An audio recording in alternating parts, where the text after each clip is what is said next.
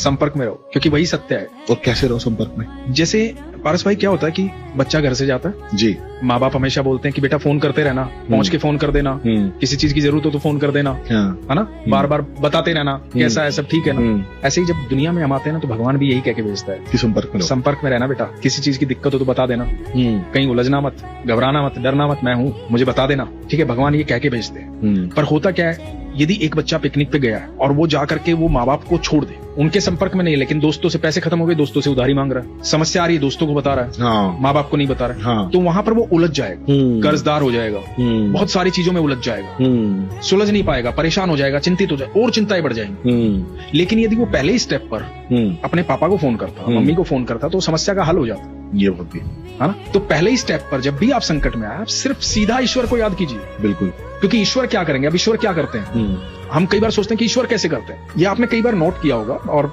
सब लोग नोटिस करते हैं कि भगवान जो है ना, दुश्मन के मन में बैठ करके उसका मन बदलने की क्षमता रखते हैं। ये तो है, बिल्कुल, सिर्फ भगवान उसको भी आपके सामने झुका देंगे। बिल्कुल बिल्कुल, ठीक है। ईश्वर के सानिध्य में जब आप रहते हैं ना, तो आपके इर्द गिर्द ऐसे लोग एकत्रित होते हैं जो आपको समस्या से बाहर निकाल करके ले जाते हैं, क्योंकि उस समय उनके अंदर ईश्वर होते हैं, क्योंकि कण कण में विद्यमान है। तो वही ऊर्जा आपके आसपास आएगी जो ऊर्जा आपको सुरक्षित रख पाएगी। जैसे मैं हमेशा बोलता हूँ कि नाम जाप से क्या होता है, नाम जाप से होता क्या है कि आपके चारों तरफ एक अदृश्य ऊर्जा क्रिएट होती है। बिल्कुल, जो आपको दिखती नहीं है, लेकिन आपको सुरक्षित रखती है। बिल्कुल, कोई भी नकारात्मक ऊर्जा आप तक टकरा नहीं सकती, आप तक पहुंच ही नहीं सकती। बिल्कुल। तो आप लगातार जब नाम जाप करते हैं, नाम जाप करते हैं, नाम जाप करते हैं, तो और आप उस नाम जाप को सिर्फ फॉर्मेलिटी के लिए नहीं कि मैंने 108 माला करनी है, इतनी माला करनी है, आप लगातार उस नाम जाप में रहते हैं, तो ऊर्जा बदलनी शुरू होती है। बिल्कुल। तो एक तरीका है जीवन को सकारात्मक ऊर्जा की तरफ, ईश्वर की तरफ ले जाने का। बिल्कुल।